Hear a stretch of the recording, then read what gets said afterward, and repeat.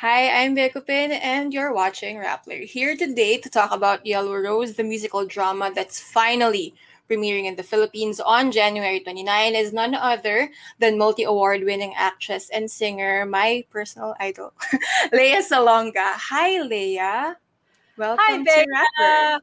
Hi, Thank, everyone. Hi, thank you everybody. Good afternoon. Thank you so much for making time. Okay, so Yellow Rose premieres in the Philippines in a few days, January 29. Can you Yep. tell me a little more about Gail Garcia and like what drew you to the character? Okay. First of all, before we get to Gail, Yellow Rose is really Rose Garcia's journey. Rose is played by Ivano Plazada, two-time Tony nominee and Grammy winner. So she is an undocumented immigrant, having been brought to the States legally, but overstayed. Her mother is in the same situation. Um, Gail is Rose's aunt, her mother's younger sister. And Rose finally gets to meet Gail in trying to find a place to call home as she is on the run from immigration authorities.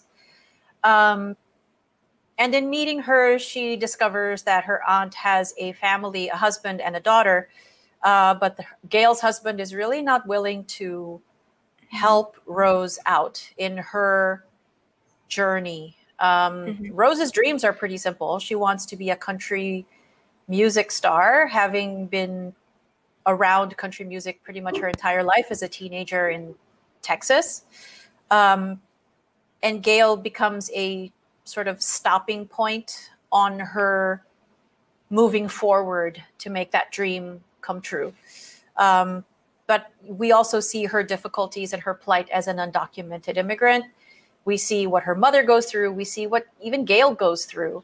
Right. And we see how there are people who are generous enough and brave enough to help her as she figures out a way to navigate just trying to make that dream come true. So with Yellow Rose, we are hoping that audiences come and gain insight and empathy and see the humanity that is affected by immigration policies that Right. don't seem to, be particularly friendly towards the undocumented.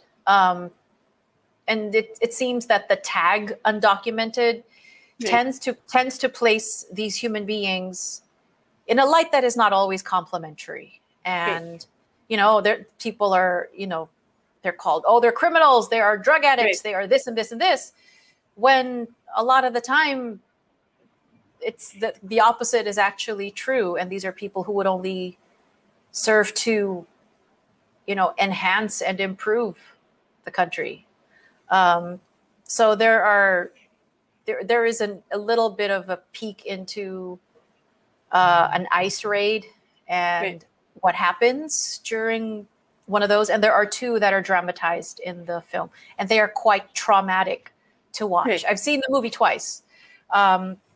Once at a screening at the Asia Society, and once in a screening room before the movie was actually completed. Diane invited me to go, and I saw it with her and with Cecilia. All of us with lunch on our laps and watching the movie and commenting on it.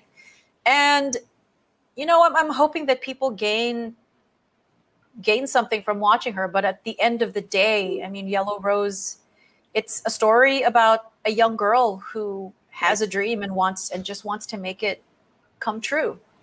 And Right. we see all of the people in her, who surround her and who, become her kind of, stops on her way to making this happen for herself. Right.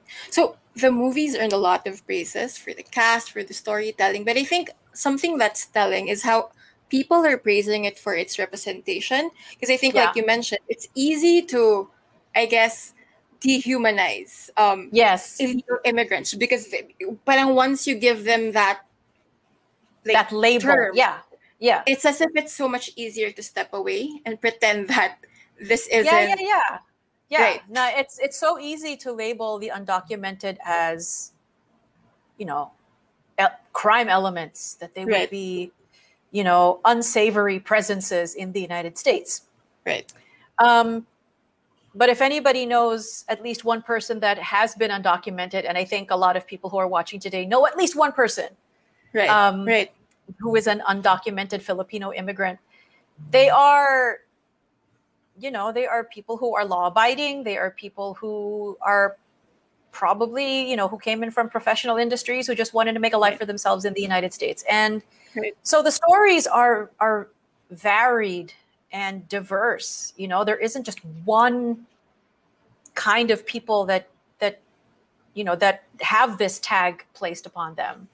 And so hopefully, when people watch the movie, they come in and have their hearts opened up a little bit in Right. realizing, oh my gosh, there are people here that would actually serve to only enhance the United States or whatever Right. country, people immigrate to. Um, yeah, so it's like one of those. It's like a Facebook relationship status. It's complicated. It's not so cut and dry, and life is complicated like that. And Right. so yeah, I think the more that we realize, that when you label something, it's not always because it's like the same kind of person or persons that are trying to gain, access into the United States because of, the give me you're poor and you're tired and however else that poem goes.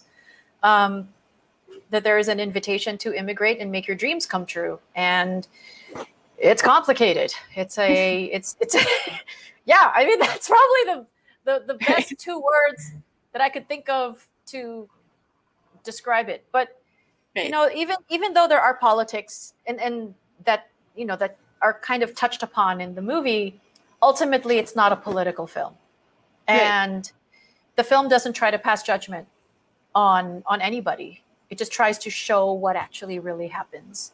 And I think Right. Diane Paragas, our director, did a pretty good job of it. And you see the humanity and the dehumanization that happens or Right. attempts to make that happen. But Rose is a feisty, headstrong, beautiful, intelligent character. So hopefully we start to see the undocumented in a different way. Right.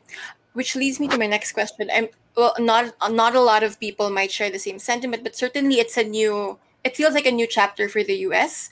A lot of policies, especially like talking about immigration, have been changed since a new president came in. But I mean, you've openly talked about how difficult it was to be a person of color moving around America during the Trump era. Has it changed, like from when Yellow Rose was conceived, when it was made, to today, right? Like, has anything changed, or has there been substantial change?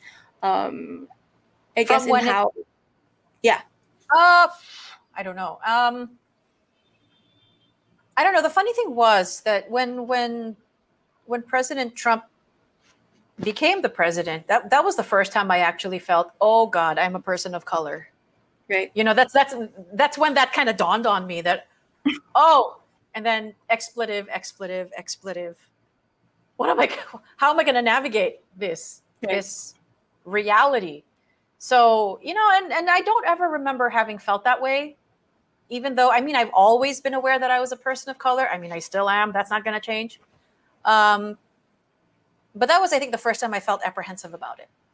right, And yeah, and then hearing about other Filipino Americans' experiences during the Trump era, it was very eye-opening mm-hmm, and frightening because, I mean, one of my friends was on her way to the post office and she got spat on. right. And this was already during the pandemic. It had already started. Oh, gosh. So, yeah. So, I mean, the racism became more overt because it seemed like people had permission to be racist. Right, And so it was something that I felt, I would ask my manager, okay, are we going, because I was on tour during doing concerts. I mean, I said, are we, do I have to worry about where we're going? you know? And he's like, no, we are definitely going to places that are friendly and people that really want to see you and people who are excited to see you. That's where we're going. We're not going into unfriendly territory. Right. But, you know, the Right. reality will really hit when, at the time, my 13 going on 14-year-old would ask the question before I'd have to step out on stage. And the last time I was on tour in the US, I was still on crutches and a wheelchair. She would ask the question, are you going to be okay? Right. And it wasn't a question of, are you going to be all right? Are you having difficulty singing? Are you going to be okay just sitting there on stage? It was a safety issue. Right. She was like, are you going to be safe on that stage? Are you going to be okay? And so for her to have that kind of anxiety on my behalf, it says a lot, you know? And as much as she's being raised here, she's also an American. And so for her to have that in her head, it's like, you know, is my mother going to be safe in the safest place that she knows herself to be in? It's interesting, diba? It's a very interesting. And for someone so young. And for someone so young to be aware and astutely aware of that, it's yeah. So for her to have safety concerns for me, doing what I love to do, and for me to feel, and the stage, I normally consider a stage to be one of the safest places for me personally, where I can feel the most free to do my job. And so for my daughter to bring that up, it's like, okay, now do I now have to be afraid for myself? And it's not enough to think about how I have to sing each song. I mean, that in and of itself, doing a show, that's enough, you know? It's a huge deal. So to add that layer on top of how difficult the job is already, it's, you know, and then I have to carry that when I'm on stage.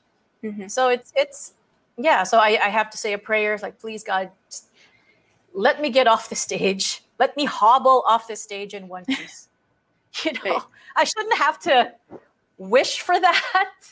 Nobody deserves that kind of added anxiety, for sure. Yeah, nobody does. Nobody ever does. For many performers of any color or creed or affiliation, stage is our safe place. That's our safe haven. That is where we feel the most freedom to be creative and expressive and tell stories and do what it is we felt we were gifted by God to do.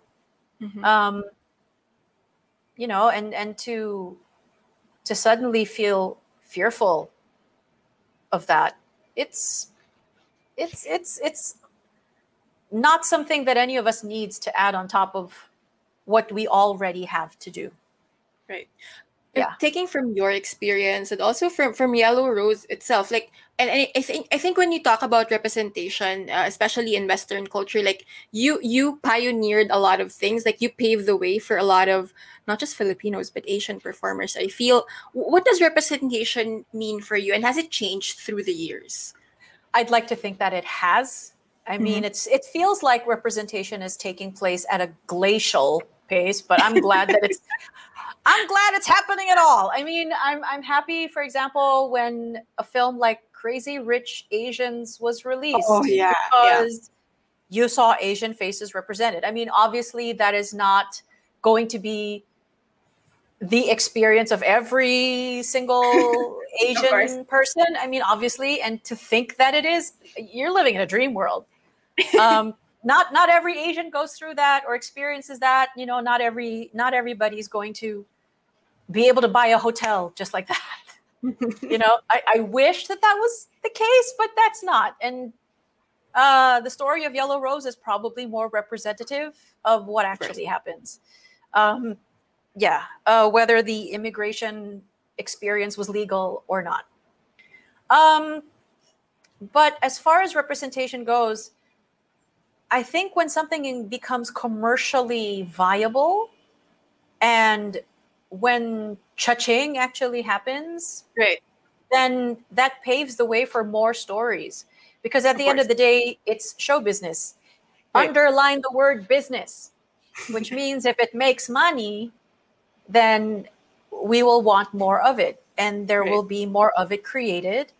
More And eyes can see it. yeah, and then it'll become more accessible and more desired. It's like if like all of a sudden, it's no secret I'm a big fan of BTS, and then all of a sudden they're right, and I Thank you for discovered them bringing that during the pandemic. because I But was I like, mean, how do I bring BTS up with Leia I'll bring without it up for you, Bea. I got seeming it. I negative? gotcha. I gotcha. My purple heart is here for you. Um, and so they are also in their own way, representing another segment of the Asian population. Mhm. And then hopefully that gains curiosity from, Western viewers to ask more questions and find out more and see what else is there. And so in an earlier media meeting that we had today, Cecilia Mejia, one of our producers, mentioned that Korean culture is going through a huge wave. It's crazy, just with the success of Parasite, various K dramas, and K-pop. There's so much content. So she hopes, and I hope, and many of us hope, many of us who are creatives in this industry are hoping that we have that kind of wave for our industry and for our Right. people and for our stories as well. Because as far as the talent, there isn't a shortage of it, Of course. but there needs to be support. Right. And, the industry in Korea has so much government support behind it, which is, I gotta no, and it's public, and there are news articles on this, Right. and we can all do our research, and we'll end up in the same place. That there was so much government support, there was government money going into the effort to spread culture all over the world, and BTS is a part of it, and then you find out about these other bands. There's NCT, there's Twice, there's who else? And Monster then it's a X, bottomless and pit then it's of like Park Seo-joon, Park Bo-gum, and Park Hyung-sik, and then it's like you learn that, and then you become interested in Hyun Bin, and then he's dating his co-star from Crash Landing on You. yes. There are pieces like Kingdom. I saw like the first 2 episodes, and then I got scared, so I couldn't watch the rest of it because I can't watch horror movies, and so zombies might just frighten the heck out of me. But the point being is that there is so much support. There's a Yes. big support system for this kind of content to come out. And so here it is, and it's gorgeous and it's amazing. And so many of us now know more about Korean culture thanks to this wave. I think it's called Hallyu. Yes. Hallyu. Hallyu. People want to learn more about the language, the cuisine, the tourist industry. I mean, BTS by themselves brings billions of dollars into Korea. So then we have to ask the question, what is it going to take for us to have a wave like that? Right. Is it just government support? Is it just private sector support? What is it going to take in order for a wave like that to happen for us? Because as evidenced by so many Filipino artists that just in the cast of Miss Saigon and various productions all over the world, talent is here. So what do we need to get that more out there? I'm going to leave that as a question. I'm not, because I don't have the answers. But I'm hoping that we'll be able to enjoy a wave like that. But I think it will take support from the government. Doesn't have to be huge, but there should be some, and there should be support for artists. Yeah, and I do understand why we're not the priority. I get it, but it breaks my heart that we're not. Yeah, so I'll leave that open-ended, and hopefully somebody will figure out a solution. I don't have the brains for that. I am not the person to go to for that. I know what I'm good at, and I'll stick to my lane. But I would love to see a wave like that happen for us. Our policymakers have so much things to do. But speaking of Asian talent, Filipino talent, what was it like working with the cast and the team behind Yellow Rose? It was wonderful. It was great working with Eva. I mean, we've never actually really worked together on anything. Oh, But yeah, this was. I mean, we have met. We have a right. relationship off the stage. Um, but this was actually like the first time we did something together. So a lot of theater fans and fans of Miss Saigon in particular are going to look upon this with hopefully great love, Right. because it's two Kims on screen, and I don't know how many times more that's going to happen.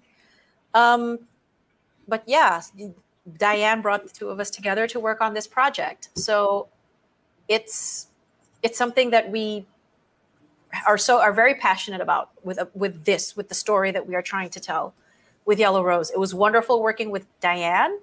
It was wonderful working with the team that she assembled. It was a short shooting schedule for everybody, but because of just how prepared everyone was, how ready everyone was as far as, you know, learning the script, not just learning our lines, but figuring out how to navigate the film with the characters that we had to portray. We were placed in an atmosphere where it felt like an atmosphere of collaboration rather than dictatorship. Right. Because there are some directors who will be like, you do it exactly as I want it, rather than, okay, how can this be more effectively done? Because I mean, I was picked to play this role because of what I bring to the table. And it's nice to be able to have an active voice in the discussions, in developing her character, and in how the lines come out of her mouth, and being able to improvise. I mean, some of the stuff we were doing on screen are not written out. It basically, here's our framework, do this, now go. So there was that. And so it felt comfortable, as abbreviated as the shooting schedule was for all of us. Right. I'm so excited to watch it actually. It premieres, there's a digital premiere on Thursday night, January 28th via KTX, and then it'll be available pay-per-view via Signal, Sky, ktx.ph, I want TFC. Lea, last question. Yeah. It's been a difficult 2020 for the arts, for a lot of industries, but I think for the arts especially for live performance and theater. What's your message for artists who might be displaced because of the pandemic or who are struggling right now for the pandemic, and how can we help them in a tangible way, outside of tweeting messages of support? Like, how can the viewing public actually support live performers during a very difficult time? Yeah, there are people whose entire livelihoods were taken away by this pandemic. Like literally zero jobs, zero events, zero everything. I think things are starting to come back, and I think there are some people who are getting back to work, but certainly not at the scale that people were working. I mean, it was already tough, and 2020 just made it even worse. So, I guess there are always fundraising initiatives. I'm not sure if Bayanihan Musikahan. I mean, there's a Facebook page for Bayanihan Musikahan, and if there are any donate links still up, please do consider it if you're able to. There's also the artist welfare project here in the Philippines, and there should still be information and websites with donation links as well. And there are some actors and people behind the scenes who have gotten creative over the pandemic. There are those who have actually put their culinary skills into play. And there's this thing called, I think it's Actor Tindahan. I mean, just look it up. Yeah. It's Actor Tindahan. And I think it's various actors who are offering their recipes and who are cooking and creating and selling. So also do support them. I've been able to order ramen from Francis Makil Ignacio. It's excellent. It is so good. So, so look for the actors who are a part of this initiative. Order from them. It's not a handout. It's a purchase of quality amazingness. It really is amazingness. I don't think I would be able to recommend that enough. So go check all of those offerings out. And Francis and I are friends because we both love BTS in a very passionate way. So it was through her that I found out about Actor Tindahan. So just wanted to give a shout out to all the actors who are part of that initiative. Right. Thank you so much, Lea. I know it's a very busy day for you. Thank you for making time for us. Sure, no problem. Yellow Rose premieres on the 28th at 7 p.m. via KTX. And then beginning January 29, you can watch it on ktx.ph, I Want TFC, Signal Pay-Per-View, Sky Pay-Per-View for 150 pesos. Thank you guys for watching this interview. Support Filipino artists, support Filipino small and medium businesses. It's a very difficult time for everybody. Support Filipino storytellers. This has been Bea Pupin. Thank you for watching Rappler. Bye, guys.